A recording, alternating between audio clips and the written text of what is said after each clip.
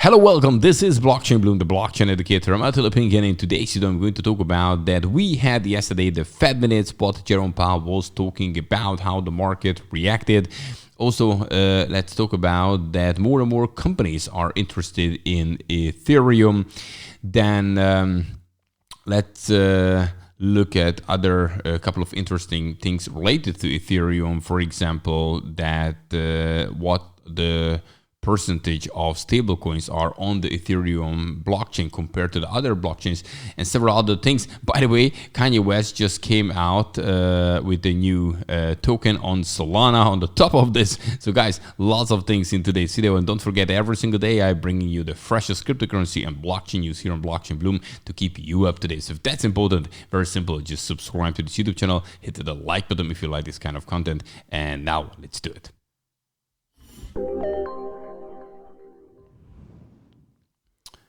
All right. Okay, so what we have here is the prices of the top 100, and of course here Bitcoin is going right now sideways. What we had actually in the last couple of days, 0.4 down, $113,344 US dollar. Ethereum 1.5% up, almost sideways.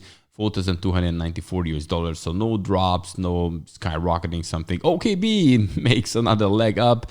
Then we have with 46% Morpho 12% up, and Pendle 5%. Among the losers, Mantle down 5%, Lido 5%, and SPX 4%. So as you can see, again, just like yesterday, nothing crazy it's happening. When we're looking at the weekly Bitcoin chart, we can see that actually Bitcoin is right where it was like actually 2 weeks or actually 3 weeks before. So nothing extreme happened. We went all the way down here to this neckline of this inverse head and shoulders, but I'm saying that we still can come down here, you know, to this 110,000-ish level. It still could be okay, and then from there actually pump. When we're looking at Bitcoin dominance, again, weekly look, even Bitcoin dominance is doing pretty well in a way that Bitcoin losing its dominance, and this looks like it continues. When we're looking at Ethereum price just where it was, you know, kind of last week, we all the way come down here to 4,000-ish level, a bit above 4,000. And then we pushed back here, and right now we're kind of halfway where we were on this week. Yeah. By the way, when we're looking at here the fear and greed index, now it's like 50, so neutral. Yesterday we had fear, so this is good when after a while, you know, lots of greed, we have some fear that clears the market, and then we can really come back, to be honest with you. Okay, but now let's talk about the first topic, and this is what happened yesterday at the Fed minutes.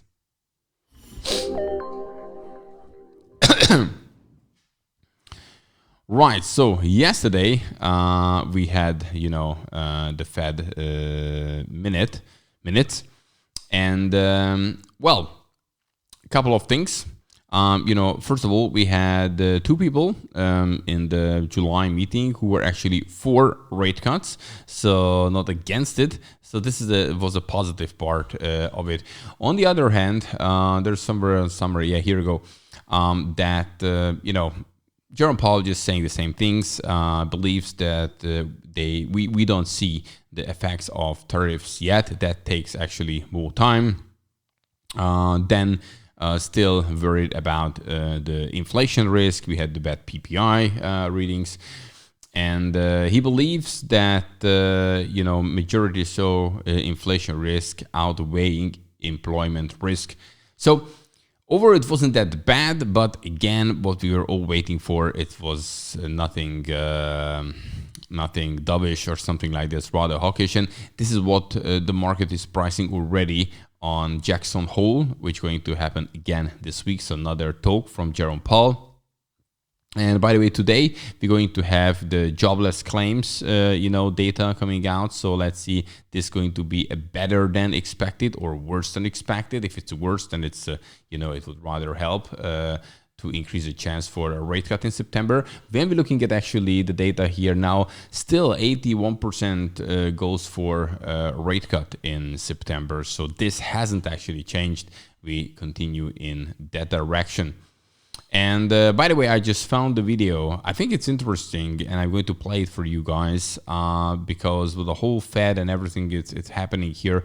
But the bottom line is that we have a whole problem with the system. And I think this video, whoever did it, explains it pretty well. America's gold was supposed to back the dollar. Leaving the gold standard was the most costly mistake we ever made.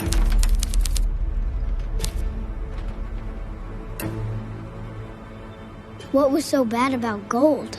It kept them honest, but they wanted power. You know, kid, folks today think this is just how life's supposed to be. What do you mean? Back in my day, one job could feed a family. My mother stayed home, father worked, and we ate together every night. Didn't realize how good we had it.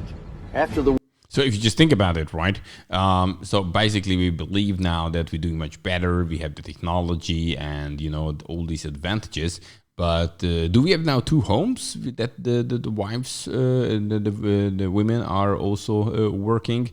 And, you know, the children are raised by grandparents and babysitters? No, we don't. So basically, we work harder, but our life quality didn't really increase. World War, they promised gold-backed dollars, but they broke that promise. They printed paper backed by nothing, funded wars we couldn't afford and shouldn't have been involved in. But France caught on and sent a warship to get back their gold. Truth is, if more countries followed, our vaults would be empty and game over.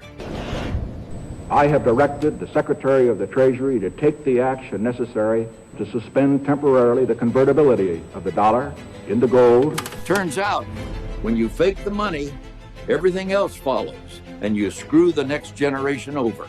And it snowballs, kid. Prices shot up, paychecks didn't, life got tougher, and nobody knew why.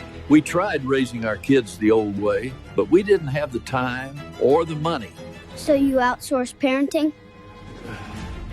Yeah, I guess you could say we did.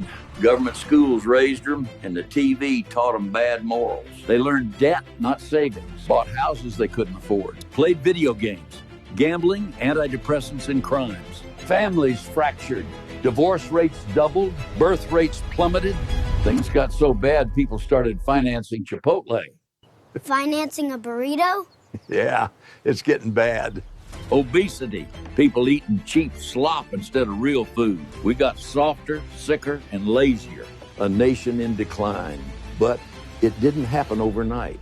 When Nixon left the gold standard, we traded sound money for a lifetime of debt. How will they ever pay it back?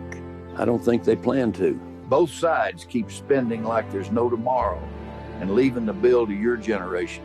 We didn't get it right, but you've still got a chance. So, take the reins, kid. Hold your ground and don't give up on sound money. So basically, I think it's a very clear message what happened here, and people like, you know, going left and right and voting for Republicans, Democrats, politics involved, everything. But the problem is in the roots as always. And a lot of things just cannot really change it. There are lots of promises, and whatever they promise, then basically they finance it with money. If they don't have the money, they print the money. And with printing money, more money getting into the system, your money losing its purchasing power. And so this is really not a solution. We're really looking for something else. Could Bitcoin be the one? Now this is the best so far, what we can see. Who knows what the future will bring? I never know. But so far, Bitcoin looks much better, you know, than what we're using right now. So yeah, I think it's the morals of it. It's quite a good one. All right, now let's move on to Ethereum, because it looks like that more and more, you know, companies are interested in Ethereum.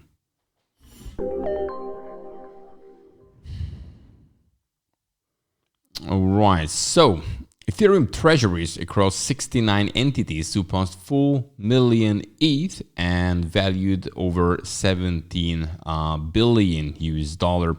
When we're looking at the big picture, there is like 120 million ETH out there. So this is still a small percentage, but you know, they just started to go in this direction.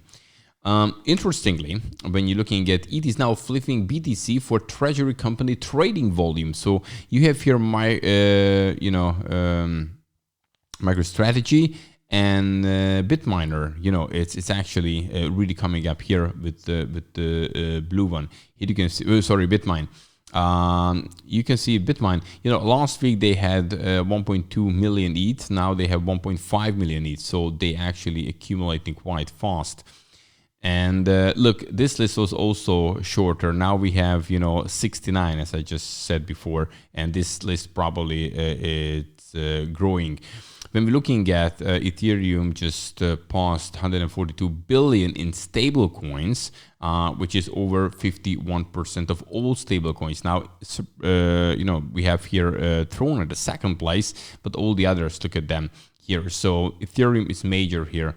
By the way, when we're looking at the altcoin season, then we're halfway. So actually it looks like now, even today, Ethereum and Solana better recover than Bitcoin. So yeah, this could bring an interesting Q3, Q4 if, it could bring back somehow altcoin season. So that's interesting. And talking about altcoin season, look at this one.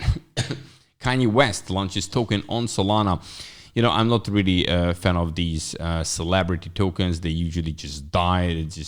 I just don't want to say anything about it. But what I just wanted to point out that first, it's launched on Solana. So probably this trend continues. So coming out with the main points and all these things, those going to happen on Solana. And yeah, if these kind of things appear, it also something like maybe an altcoin season, it's around the corner. So yeah, I would keep my eyes open. Nobody knows what's going to happen for sure. But when rate cuts happening and all these kind of things, then sooner or later the market can wake up and we can go a leg up, and maybe not just Bitcoin, but also Ethereum and many other altcoins. I don't know what you think about this. You can let me know in the comment section. And don't forget, every single day I'm bringing you the freshest cryptocurrency and blockchain news here on Blockchain Bloom to keep you up to date. So if that's important, simply subscribe to this YouTube channel, hit the like button if you like this kind of content. And yeah, see you in the next one. Have a good one. Bye-bye.